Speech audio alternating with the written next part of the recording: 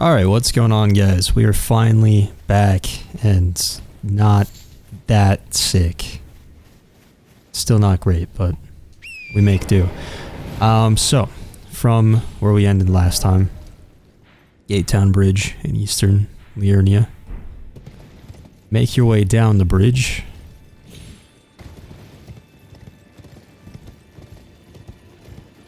We have a lot to get done today. A lot. Alright, steer clear of this lobster if possible. It's not a huge deal if you alert it, just keep moving, but... hop into this gazebo thing. There were two. Nice. If you don't move, he won't see you. Where are we going next? Northwest. In the direction of the lobster. Alright.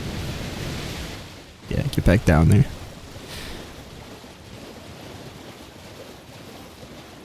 I'm gonna try to be better about opening my map. I want to be better about this in general in this walkthrough, but I'm gonna try especially this episode to be better about opening my map and showing you guys where we are, because this place is foggy for the most part and the trees are all really low, so sometimes it's kind of hard to tell where you are. Grab that grace, rest and reset the lobster, and we have the whole map now also after grabbing that, which is nice. So, going to go to this last section of this giant broken bridge here.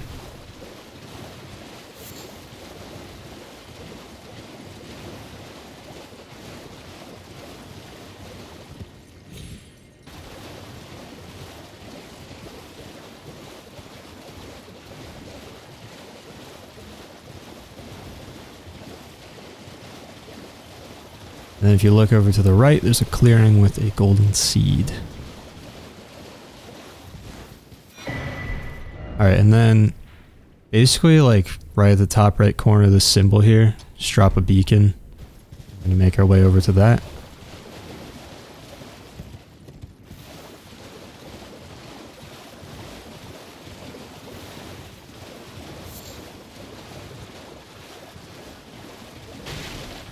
I always remember that it's on the north edge of town, but it is deceptively far this way every time. Find Diallo standing over his dead body.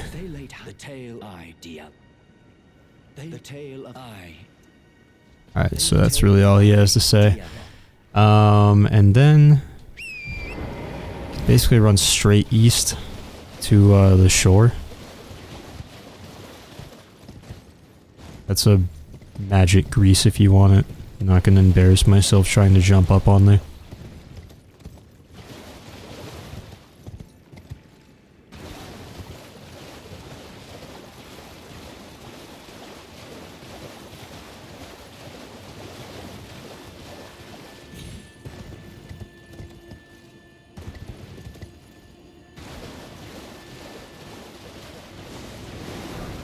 Grab the land squirt ashes, and then we want to run slightly, or I guess mostly northwest into these trees.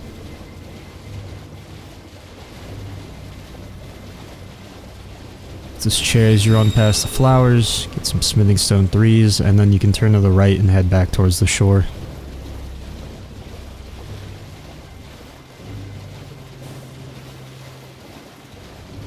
And we get the grease.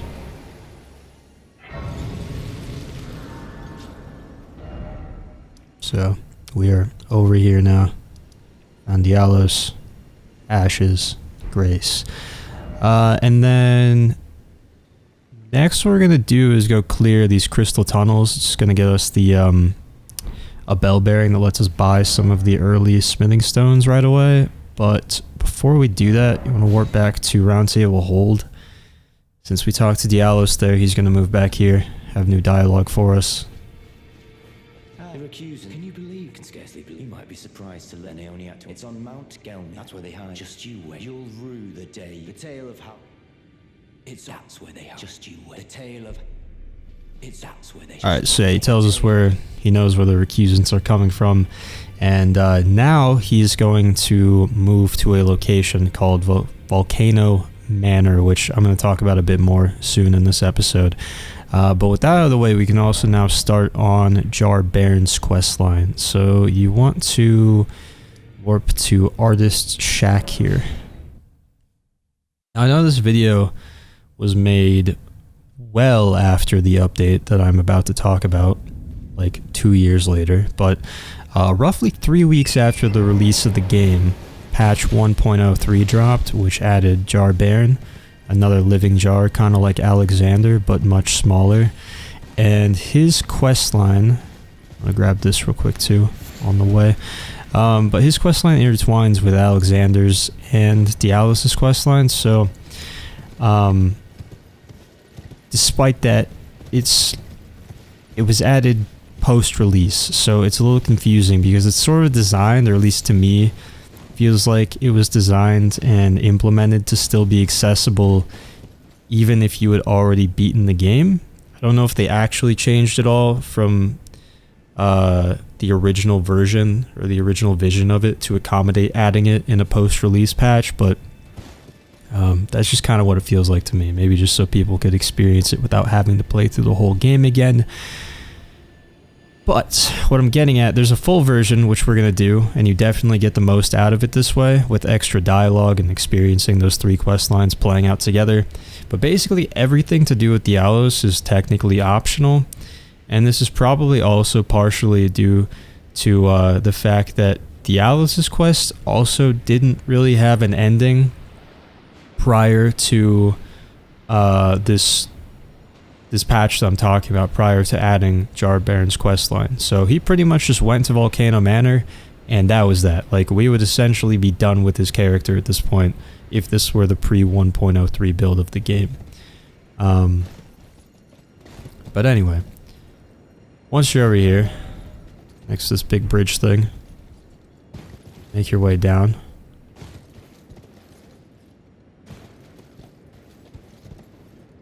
And hop onto this roof. So carefully grab this and then watch out below. That is Jar Baron. Don't do that. Do not hurt any of the jars here, or you will lock yourself out of Jar Baron and Dialos's quest lines. Just pick flowers and don't cause a scene. Alright? That's what we're gonna do. You can damage things if you fall on them, so that was a tactical error, we'll call it. Anyway, once you grab that grace real quick, we can run over here.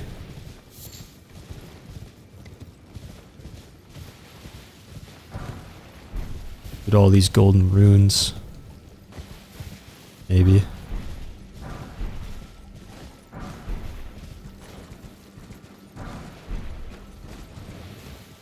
This one.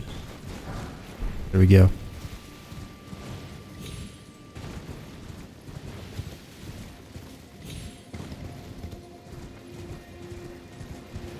Alright, and then right over here next to the grace, we get a cracked pot. I'm gonna hop off torrent just so I can actually control where I'm going. Grab all these flowers. Don't swing your weapon. I'm just killing it right now. Get a ritual pot. I'll explain what that is in just a second.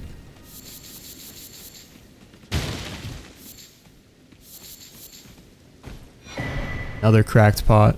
And then back here in the shack,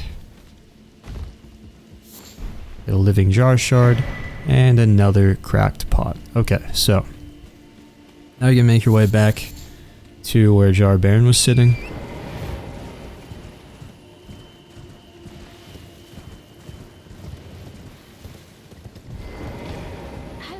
Talk to him, and we're gonna have to exhaust his dialogue a few times. So say you'll be his potentate.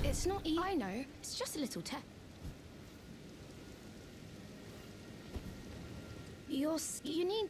I'm sorry. What a shame. We can still come back and visit. Okay, so that's number 1. And basically what you want to do is just keep talking to him, exhausting his dialogue, then run over here, rest of the grace, then go back, talk to him again, and just keep exhausting his dialogue until he talks about poachers. Once he's talking about poachers, that's how you know that you've sufficiently progressed his quest line. Who knows? Just gonna talk about the flowers next.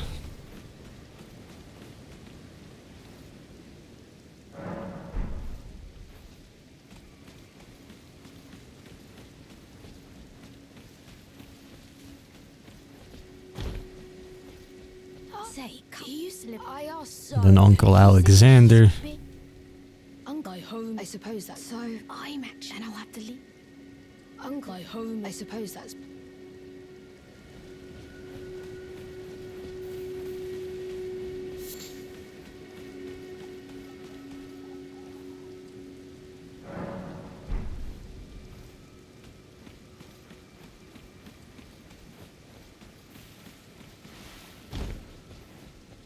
Do you know they hunt us? And there, now he's talking about the poachers.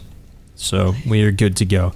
Now there are two potential issues you might face here. One, if he is sleeping and mumbling about the wide world and won't actually talk to you at all, that means that you have not met, or maybe not met, but haven't gotten Alexander unstuck from his first location yet.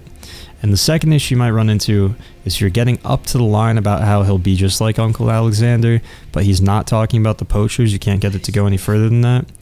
Then you'll need to talk to Dialos by Academy Gate Town like we just did. Just make sure you've exhausted his dialogue. Go back and talk to him at Roundtable Hold again just to make sure. Right now what I was doing, this isn't necessary for the quest line, but sometimes when I talk to him here, after the poachers line, he'll like go, he'll start sleeping. He's having like a nightmare about the poachers. I'm not sure what triggers that, but not necessary for his quest line. Just make sure that he starts talking about the poachers like he just did. So, and then you can hop up here and get this other ritual pot. And that is pretty much it. There's something else I wanted to say.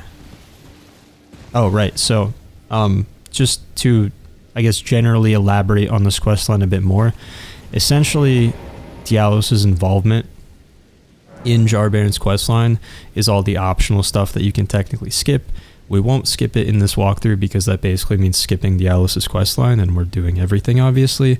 But the poachers and Dialos are related and are basically the backbone of what makes this questline interesting from a narrative standpoint. And then on the other hand, Alexander's involvement in the questline makes up all the actual required steps. You need to have met and saved Alexander to start the questline and get Jarbaron to talk to you. And then much later in the game, when you finish Alexander's questline, you can come back to officially finish Jarbaron's questline. Without Dialos, though, this questline pretty much gets stripped down to just saying hello and hearing about how he wants to be like Alexander. It'll still let you finish it, I guess just as a consolation for people that finished the game already, so that they could still get the rewards at the end after that post-release patch, but that's what that is all about. Alright, and then the other thing I wanted to explain as I upgrade my flask real quick is the ritual pots. So they work pretty much identically to cracked pots. You craft something and then you throw it and the pot will reassemble itself, but you lose the contents inside, so you can just craft more, right? But the ritual pots generally are just upgraded or more specialized versions of the regular pots. You can throw with the cracked pots, or you can craft with the cracked pots. So like cracked pots, we have like a fire pot, holy water pot, stuff like that, and then a ritual pot, you might be able to make something that does more fire damage or more holy damage. And then there's more like specialized things, like this is one that requires a ritual pot, the beast lure pot. So you throw it and it'll lure beasts to that location. There's another one that lures human type enemies. There's one that will, like, whatever it hits, your summons are going to target them. Things like that. So there's just like weird specialized versions or upgraded versions of like the normal just damage or status effect inflicting pots that you can craft with the regular cracked pots. And then you also only get 10 ritual pots in the game, so there are less of them than cracked pots. But anyways, on to that tunnel I was talking about. So go up here, warp to East Rya Lucaria Gate.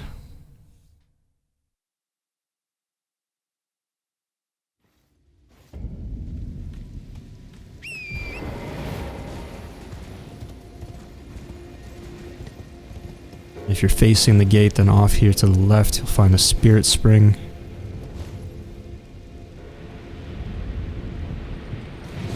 I was so far away from that, but it worked. Alright, and then over to the right, you can get some stuff. Somber Smithing Stone 3. I did promise last time that we'd be getting one of those early on in this episode, so right up here, let's grab this Grace first. But once we grab this, if you do have a unique weapon that is reinforced with Somber Smithing Stones, I would recommend taking it back to Hugh, because you should have the Somber Smithing Stone 3 and 4 at this point if you've been following along, so you can upgrade your weapon twice, which is going to be quite the upgrade.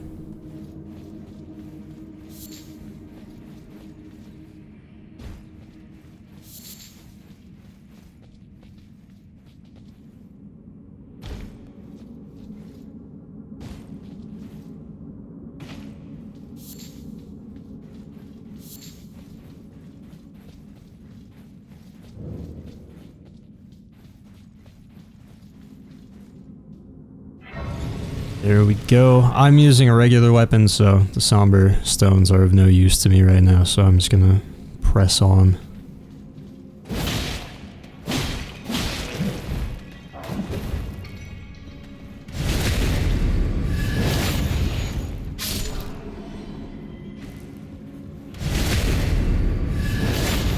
Got a Somber Smithing Stone 3 from that guy too, so I don't know if I mentioned this or not. I feel like I probably did when we first went into like cave and Limgrave, but can get smithing stones to drop from these miners, so something worth knowing probably.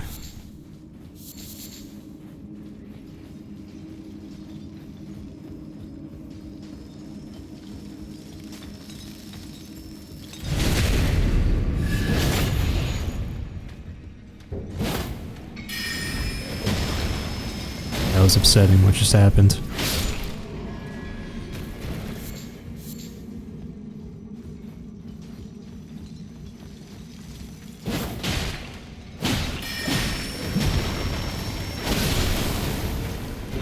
That was so close. I absolutely hate fighting these guys with this weapon. They just refuse to stagger. I don't even need to fight them is the funny part. These guys shouldn't aggro to you. The ones that are walking around like not occupied by mining, they will attack you, but the ones that are busy mining will not attack you unless you like go up and snag the thing that they're mining. So like that guy was just mining a cracked crystal, which I don't really need, so there was no reason to bother him. But I am a big fan of violence, so don't sprint jump across those ones. Sprint jump across this one though. Smithing Stone 3.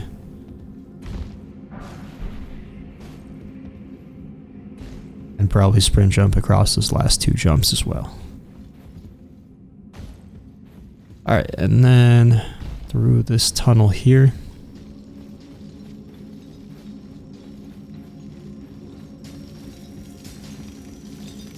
So like this guy,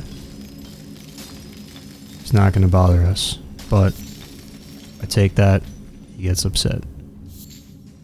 Maybe. He's kind of just standing there, but you could tell that it bothered him. Alright, I'm gonna pull these guys back up here because there's like a caster dude around the corner.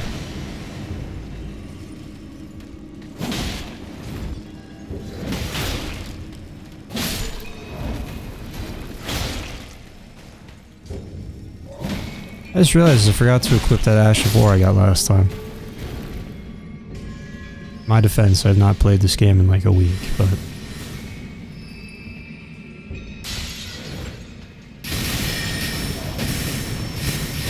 I fell. which means there's gonna be another guy behind me. Just let me backstab you.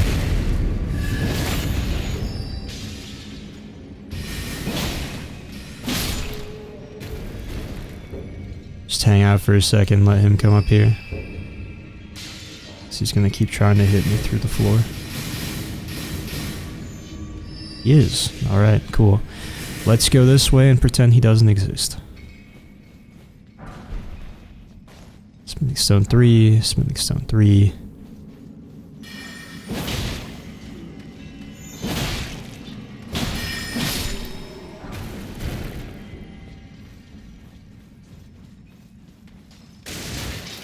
Try to sneak behind him for a backstab.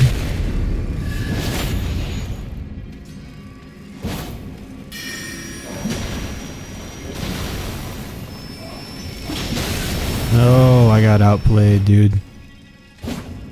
I can't hit him, he's too fast. What is happening? Give me this backstab.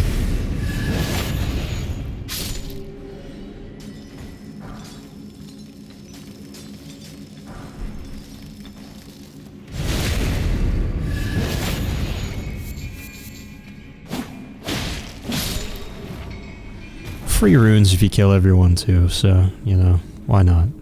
And the chance of the smithing stones dropping as well.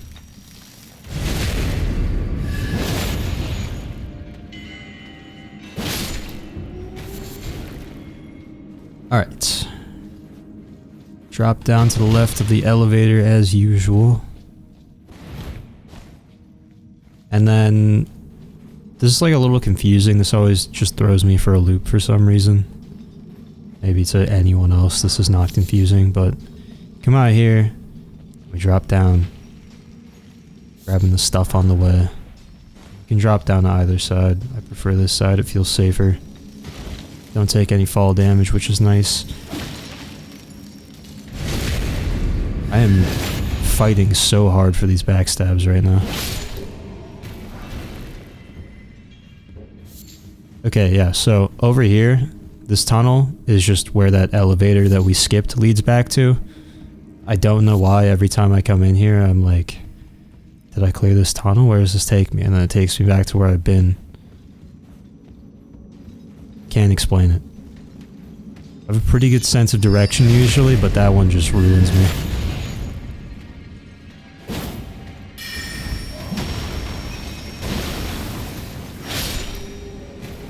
If you're running low on heals right now, probably just run straight up here and activate this elevator next to us, because that is going to be a shortcut back towards the beginning of this cave.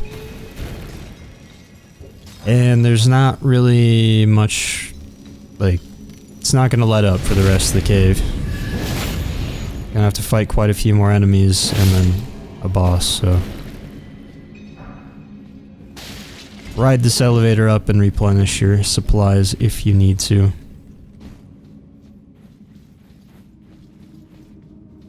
Anyway, in here, where'd my bow go? Oh, I forgot about you.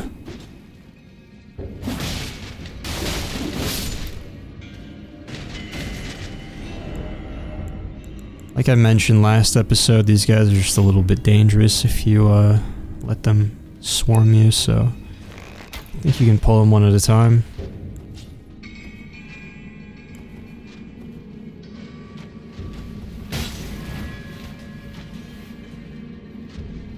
Alright, we're gonna have to go in.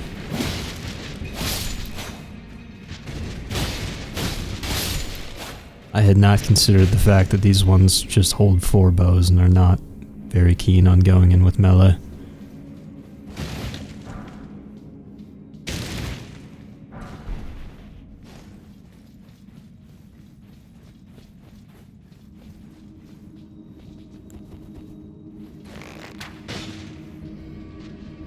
Another archer. Awesome. What about you? You don't have any bows.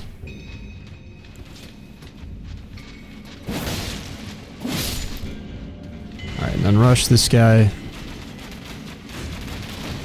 Dodge them all. And one drops down from over the door.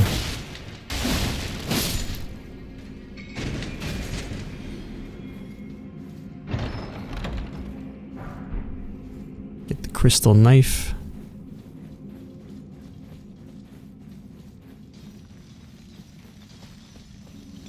And then there are a whole lot of dudes in this room. Drop on top of this caster guy. So he has quite a bit of health. These guys in the middle, like I was saying, they're, even though they're in the middle of the room, they still count as regular miners, so not gonna bother you if you don't bother them. That guy will bother us though.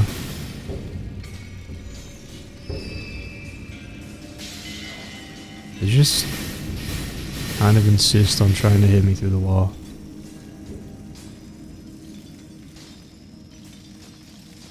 Alright, that's how it's gonna be.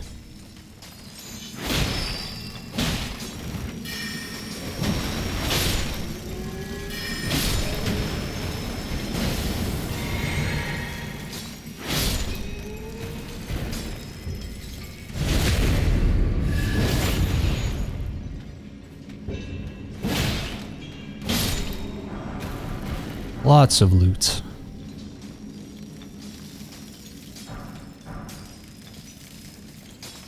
Just gonna leave them alone.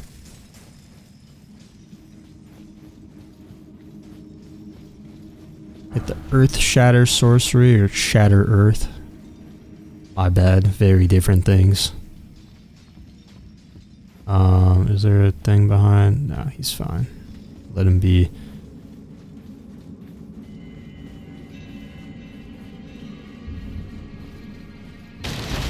We drop to the left again. The elevators in these caves are just like useless, I feel. Well, I guess if you die, maybe. I just feel like I've never used them to ride up before. Almost always drop down to the side, and then you stick it out to the end, you just get the boss, and then you can teleport back to the beginning. But speaking of the boss, this is a Crystallian. You're gonna want to two-hand your weapon, go in with whatever is best for doing poise damage. The gimmick here is that they have like a suit of armor that you need to crack before we can really do any damage to them, and they have very high poise until it breaks. You can sort of safely deal with it by going for backstabs. I just hit him with some charged heavies and stuff. Whatever works for you. Pretty slow though. Not a huge threat. But once you get that stance break, which I fully expected to happen there, and then there we go. Get a nice big crit, and after he goes down like that, his armor is gone. And you're gonna do more damage, and he has basically no poise left, so just go to town. Usually you have to fight these things in groups, and they're a lot more obnoxious, but one-on-one really not too bad. Get the Smithing Stone Miner's Bell bearing 1. We'll return that to its rightful home here in a second, but for now, just return to the entrance and then back outside. We're going to run west towards that bridge in front of us.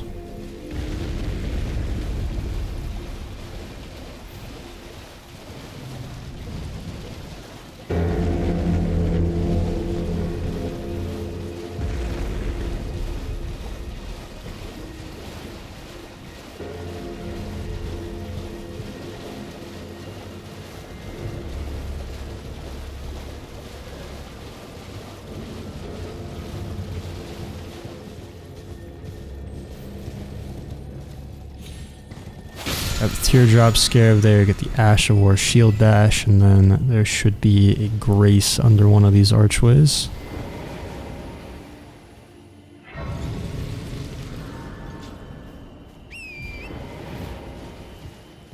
They could run out here, try not to get offed by one of the lobsters. That would be sad. Funny, but sad still.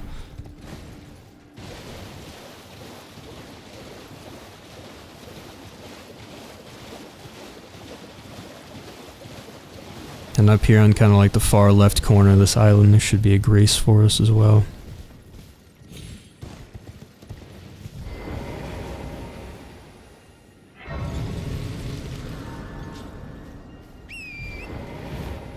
Alright, and then up here, we have done this once before. This one was a little more dicey, but activate the imp statue. It says seek 3 wise beasts. Looking for 3 turtles again, so turn to the right where this guy's looking, drop down. There's turtle number 1. And we can just climb back up to where we were.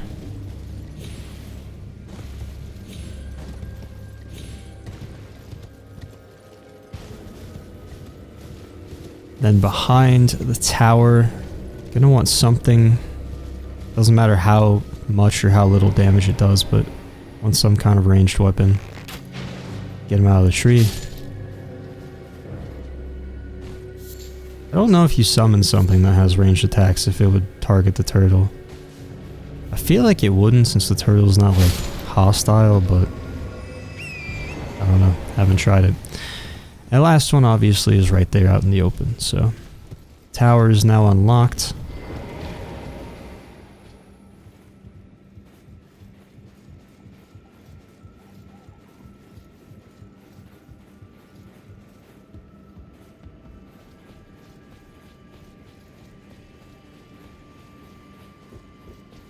Crack open the chest for another memory stone. I feel like that might kill me, but this probably wouldn't. Full. Okay, now we want to go southwest-ish into these trees here.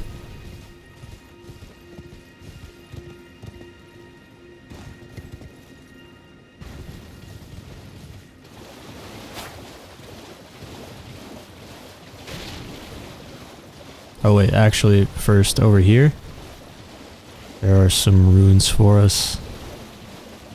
This is a little sketchy. You can hop off and kill all these things if you want. I feel like I usually have pretty good luck just running around on Torrent. There are a lot of things to pick up and a lot of enemies to avoid, but still feel like this is a pretty doable strategy.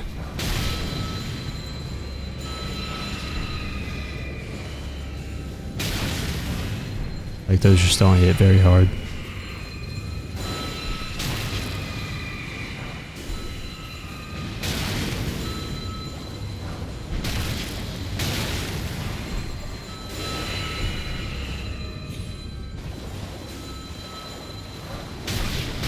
Alright, cool.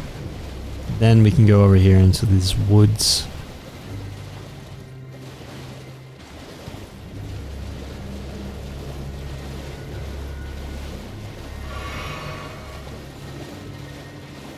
These guys are like the exact same thing except on a horse, so they look a lot cooler, a lot scarier, but not really a problem.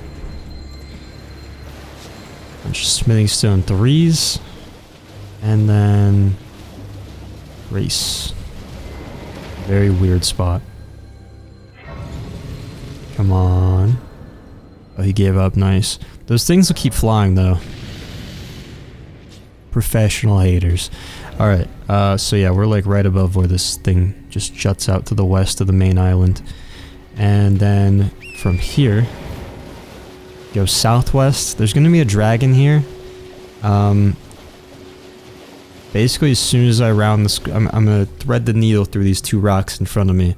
As soon as I round the corner to the right, there's gonna be a dragon and like 3 corpses to loot. One of them has the Academy Glintstone key. That's what we're here for. So what you can do is just run in, loot that, and then run back to the Grace if you don't want to deal with the dragon right now. I'm just going to kill it because, like I was kind of explaining the last time we fought a dragon, for the most part, these guys are kind of all the same, so this one happens to do magic damage.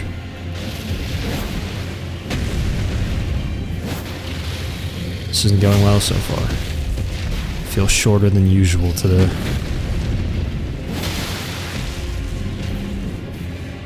But yeah, I'm gonna try to stay in front of him so I can see more easily and telegraph his movements. Keep spamming him with the jumping heavy attacks to the face so that he'll go down. Get the crit. Rinse and repeat. And we're just gonna mount up Torrent the second we see him fly if he does go up in the air.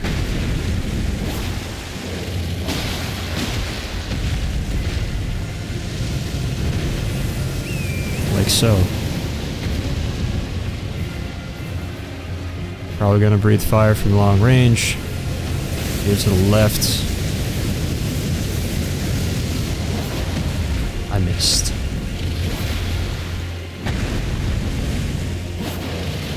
How are these missing?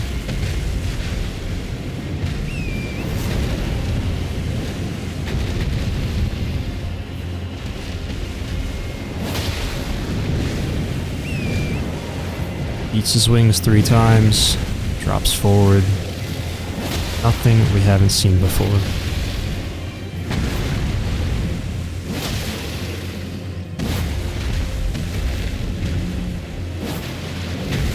Bro, I just been missing.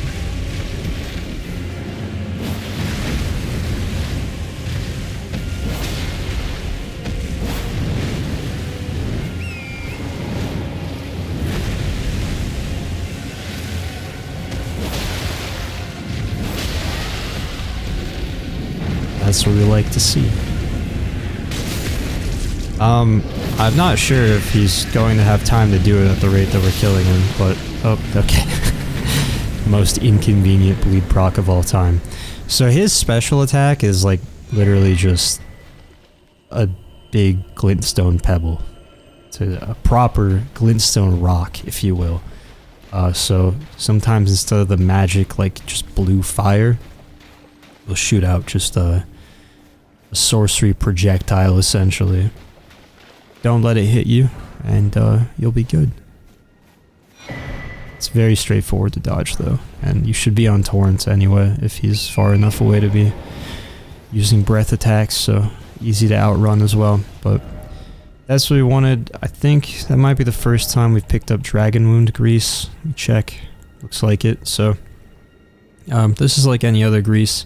If you're not using a unique weapon and your weapon doesn't have any like elemental damages built into it, which mine does not, so I can use these freely. You know, you can buff your weapon with whatever you want. That's the advantage of not having anything built into the weapon. So it's more flexible. You can work as like a tactician and tailor it to whatever the thing you're fighting is weak to. So Dragon Wound Grease just makes you stronger against dragons. Kind of like what it sounds like it would do. So, I suppose if you're really struggling with that dragon, you could slap that on, but up to you. Anyway, warp to the Liurnia Lakeshore Grace. It's going to be down here way at the bottom.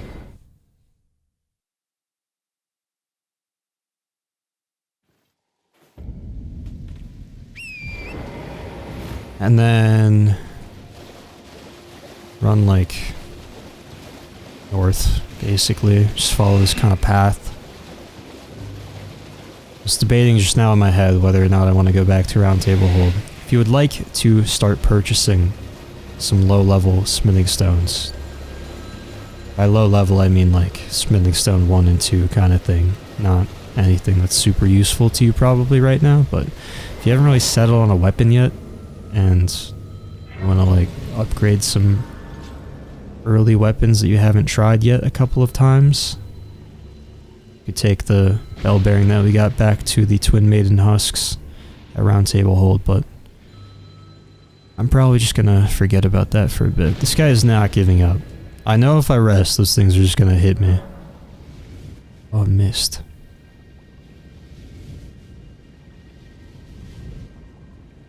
I'm the luckiest man on the planet. I'm gonna... That's a cookbook. I'm gonna leave it there. This is one of those times where I know I'm gonna cover this place properly in a few episodes. Maybe next episode even, but like, I just know myself, if I read a note that's like, warp back here, grab this item, and the item's not there, I'm gonna get confused. And then we all suffer. So, grab it if you want. Wait, just for my own sanity. Okay, and then we're aiming for this island here, the big one. The one to our left has a bunch of demi-humans on it, surrounding an item. So, you have to like really fight to get the item. So you would think it would be something good, but it's just a glass shard. So it's not really worth starting a war over, in my opinion. So I'm just gonna opt for running straight here to this island instead. Rest up, why not? Also, actually, I cannot believe I remembered this before it was too late, but if it's starting to get nighttime, when you rest here, make it morning. Right down there by that ruin, in the area in front of it, a death bird will spawn in if it's nighttime. Just do not want to deal with that right now, so... We'll talk to Patches. Speaking of... He's going to talk about someone named Rya who we'll meet in about 2 seconds. And then here's the same inventory basically. Grab that Missionaries Cookbook too if you haven't yet. Margit Shackle still useful for the catacombs. Even if we've already beaten Margit. Still recommend grabbing that. And you can talk to him and he's going to tell us about this abductor iron version enemy who is in Rya Lucaria Academy. Which is that big castle up there. So I'll point it out again when we get there, but basically it has a grab attack, and if you get hit by the grab attack, it's going to transport you to Volcano Manor, which I've already said this once. Saying it one more time. I will explain that in just a second.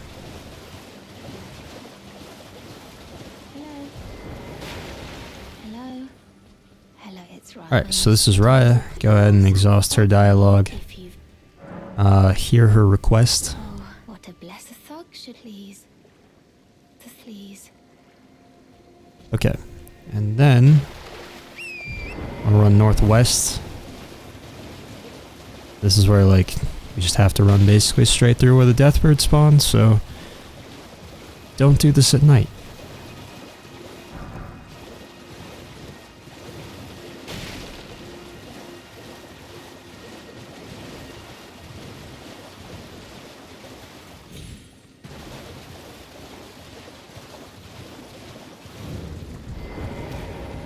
Welcome to Boilprawn Shack. Alright, so I'm going to speak to this guy. Tell him to give me the necklace.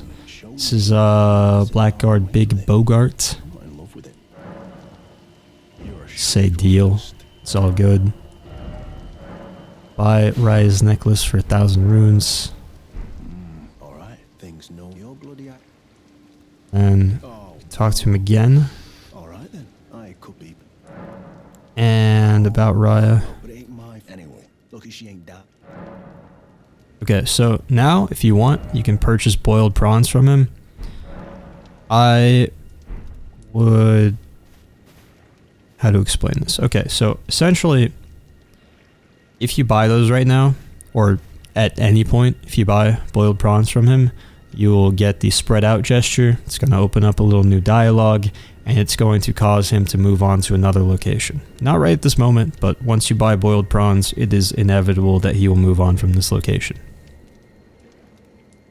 Later in the game, this NPC interacts with the questline of another NPC called Dung Eater.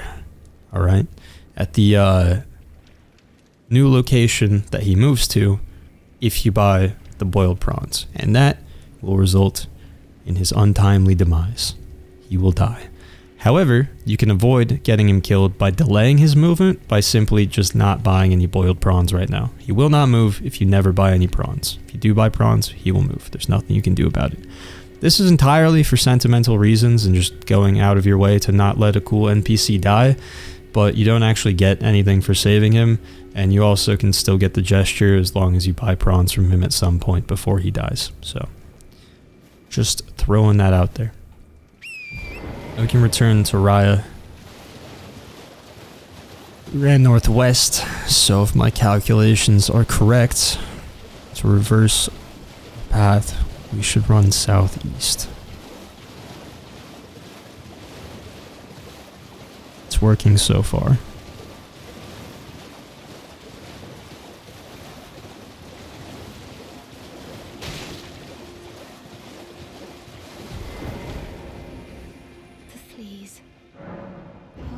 Give her her necklace. I see you are very to study such, please. And she invites us to Volcano Manor. Volcano. This land. Keep talking to her, she will also give us a hint at how to get there. I have faith, I do hope. At the base, it was X. I have faith in. I do hope. At the base, it was. Okay. I have faith. Good to go. So, Volcano Manor is a weird situation because we can start it right now, obviously, by talking with Rya. We can start it by exploring through the next couple of zones and basically just walking right through the front door of Volcano Manor. And we can also start it by getting abducted in the Academy of Rya Lucaria later in the zone by that abductor virgin that Patches was telling us about. I skipped through his dialogue, hopefully you didn't in your world, and you heard him say that it has like transporting capabilities or something along those lines. Yeah, it's going to take us very far away from here. There's like there's a zone up here called Altus Plateau, and then from there there's Mount Gelmir, and then the middle, maybe even the end arguably of Mount Gelmir, is Volcano Manor. So it's a little ways away. Wouldn't really recommend getting abducted if possible, but yeah, main takeaway is there's a few ways to get there. So geographically, Volcano Manor exists in a much later area of the game, but on top of being able to get there several ways, as I just mentioned, the first part of the questline at Volcano Manor involves killing someone in Limgrave. So despite the rest of the questline for that taking you to later areas of the game that are much more difficult, it kind of convinces you that it's meant to be done now since we just got invited to it, and if you do just manage to go straight there, the questline starts in Limgrave. There really is not any harm in starting it right now, just so long as you don't kill the boss at the end of it, which would be tough to accidentally do in our current state. But inside Volcano Manor are several NPCs that all have their own questlines that don't necessarily start in Volcano Manor, but all those NPCs just sort of move there at some point. NPCs like Dialos, Patches, Bernal. And then on top of that, there's also a central Volcano Manor questline, which requires access to a very late game area to completely finish. So, since we can't get very far into the Volcano Manor questline right now, I'm just not going to start it because it's confusing enough even if you do it all in one go. Just, starting it now and keeping track of all these NPCs before they move there is just adding unnecessary complexity in my opinion. But the main thing I want to be clear about is to just not kill the boss in Volcano Manor until you are absolutely sure that you've finished everything else that area has to offer. Otherwise, you run the risk of locking yourself out of all the quest lines that cross through that zone, which is quite a few NPCs, like I just mentioned. So, there's that. Now from here, run northwest. Probably just faster to warp to. Boilprawn. Yeah, I think so. Do it this way. Probably saving all of 10 seconds. Run west from here. Southwest. I lied. I'm sorry. Obviously never played this game before. Dexterity, not crystal tier. And then kind of double back and run to the north. Nope, to the east. Nope, I lied. I was right the first time, north. There's a gazebo around here somewhere.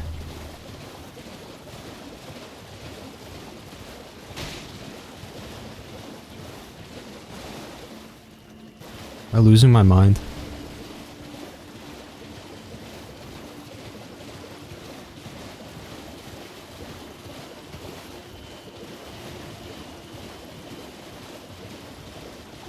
Yeah, this is not looking good, boys. Wait. There.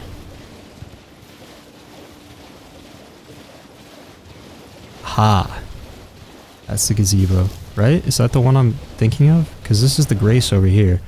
Hold on. Yeah, this makes sense. Dude, I'm losing it right now. What? Start over. Start over.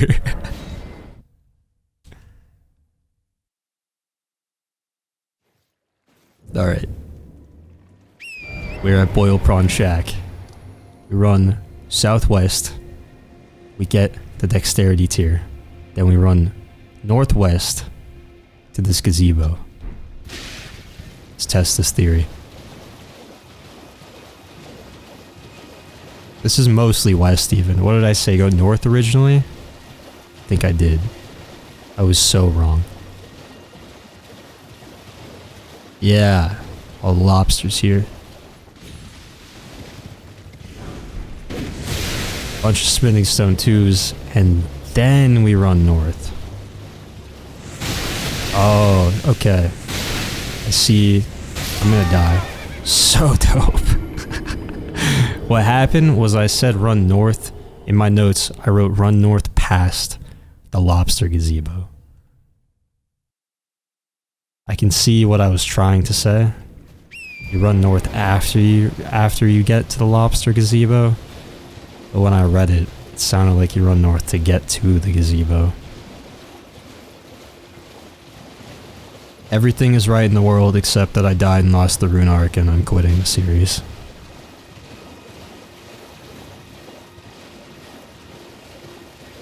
So, pretending you didn't get dismantled by lobsters. Hop up here to get a grace.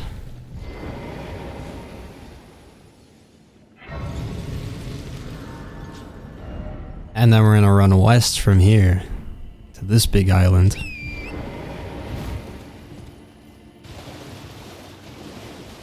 I hate navigating the lake part of Liurnia.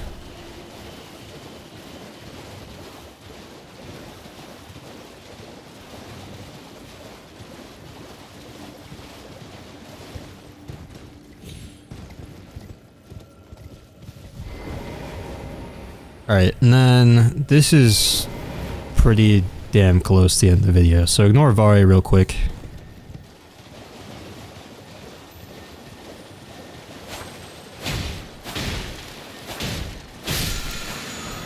Kill that guy for the blood flame blade. Now, this is kind of a gripe I have with Elden Ring. There's not like a proper... Really hoping they add this in the DLC, but there's not a proper just like pure fire weapon buff to your weapon. You can add fire grease, which is temporary, but there's not like an incantation that will give you just fire to your weapon. The best you can do is that we just picked up, blood flame blame, struggling right now, blood flame blade. But as you can probably guess by the name, also adds bleed, which, you know, bleed is OP. Who doesn't want bleed? But also, bleed is OP, and you know, don't want to use it all the time. So, kind of unfortunate, but is what it is. So, talk to Varre, or just drink a flask for no reason. So he's gonna ask about the two fingers. You can say that they're magnificent and sort of take the side of, you know, order, guidance of grace, Roundtable hold, all those guys, or basically Varre is trying to see if you're chill right now. So just tell him that they didn't seem right. The words are truly, I believe, even worse. If you say the wrong thing, you can come back and like be like, I'm just kidding, they were not magnificent, and you'll be fine. Give it a try, and if it I've high, there's no the time. I'm quite Okay, and then real quick inside here, grab this cookbook and deal with this assassin.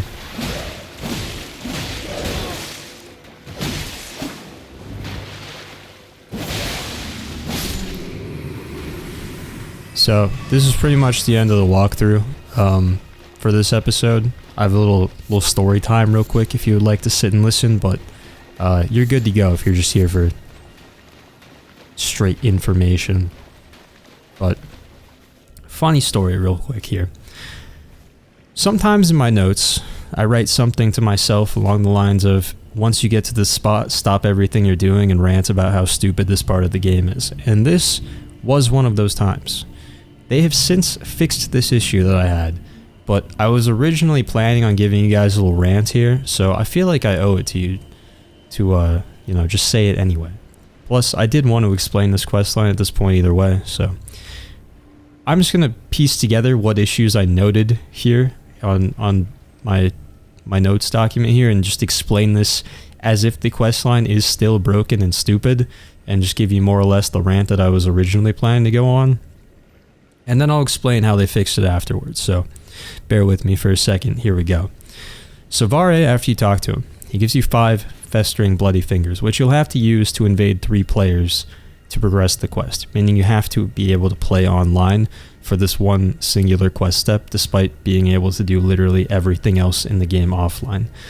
You don't have to win the invasions, you can even just disconnect and go back to your world if you really want to, but you have to at least attempt to invade 3 players online with those fingers that he gave you. After you do that, you can speak to Varre after the 3 invasions, and he'll extend an invitation. You accept it, and he's going to give you something called the Lord of Blood's Favor, which you need to soak in the blood of a maiden. We'll do that in a bit if you're in a rush to do that for whatever reason. The easiest maiden to reach right now would be Irina, right at the entrance to Weeping Peninsula, because you can just warp straight there, and she's already dead anyway, covered in blood. Very convenient. But there are a couple of other options for the Blood of a Maiden. We'll take care of it very soon, one of the other locations here in Liurnia that we just haven't been to quite yet. Now, in the original plan for this walkthrough, I was going to tell you when we first met Varre at the beginning of the game that you unfortunately cannot complete his questline without playing online. Luckily, however, the Varre quest itself is mostly a vehicle to get you to a late game area with a big boss fight, and you can still get there and do the fight offline. The other entrance is just much later in the game. As far as the rest of Varre's quest, returning with that blood-soaked favor will get you the Bloody Finger. It's a reusable item that lets you invade, you know, it's a non-consumable invasion tool, which is not exactly useful if you aren't playing online anyway. And then the other thing that you can get from it, in addition, is that you'll be able to summon him as an invader later on and defeat him for his weapon called Varre's Bouquet. Due to a super weird technicality where he doesn't actually drop it when you beat him, and instead you get it from speaking to him as he's dying immediately after the fight, you also can't get it by killing him at an earlier point in the game, like right now. So you're already being punished for not playing online and missing out on this quest, but you also don't get access to one of the only like tangible rewards, this weapon, just because they decided to incorporate a very specific random situation where the NPC that you have to kill for it doesn't drop it directly. Which is weird, because most NPCs, you know, if you kill them, they drop, if not their stuff directly, they drop their bell bearing, and then you can just buy it from the Twin Maiden husks at Roundtable hold. For what it's worth, despite looking pretty cool, it is objectively one of the worst weapons in the game, so you're not missing much. Now, a side note that could have alleviated these issues with the quest from the start. The Volcano Manor questline that's coming up later involves doing exactly 3, that's right, 3 offline invasions to NPC worlds, which, if you're paying attention, is the very same number of invasions that this quest requires to complete. Very convenient. Except, they don't count. You have to do online invasions with festering bloody fingers. So the game already had 3 invasions built into it that could be done offline, but again, they just decided for no particular reason to not let them count for this quest on a technicality. It feels like a really dumb oversight with a very easy fix that could have allowed this quest to be completed entirely offline, and here's my favorite part that I wrote in the notes, and I quote, "I'm hoping FromSoft changes that at some point, but I am not optimistic." Overall, a very poorly designed quest in my opinion. And that was basically the end of the rant. So there you go. That's how it used to work. Now, as for how it works now, almost everything I said still applies. You can take those bloody festering fingers, do the 3 invasions online against other players, return to Varre, get the favor, soak it in the blood of a maiden, and so on to continue the quest the normal way, and you can do that right now if you want to. Obviously, it still requires playing online though. They did, however, to their credit, add a way to complete the quest offline. They didn't do the obvious thing that I just suggested, where they just make those 3 offline invasions count towards this quest for some reason though. Instead, they added a red summon sign on the ground in the next region of the game that summons some random guy with a hammer, and killing him auto-completes the invasion step of the quest. Just totally random guy. I don't know what his deal is. It doesn't feel like the most logical solution, but, you know, you can do it offline now, so I can't complain. Well, I can complain, and I will, but still, I'll take it. His name is Magnus the Beastclaw, and his sign is at a place called Writhe-Blood Ruins in Altus Plateau, if you're curious, if you've already played the game before and you know kind of where that is. And Altus Plateau, I guess for context, I wanted to talk about this as well, is the area that Rya was telling us about. So there's this big lift right here that she said doesn't work anymore, so that was like the main way to get there. But she was saying that over here at the bottom of this cliff there's a cave entrance which can also get us up there. Now you can actually use that lift because it requires a key, and we have both halves of that key.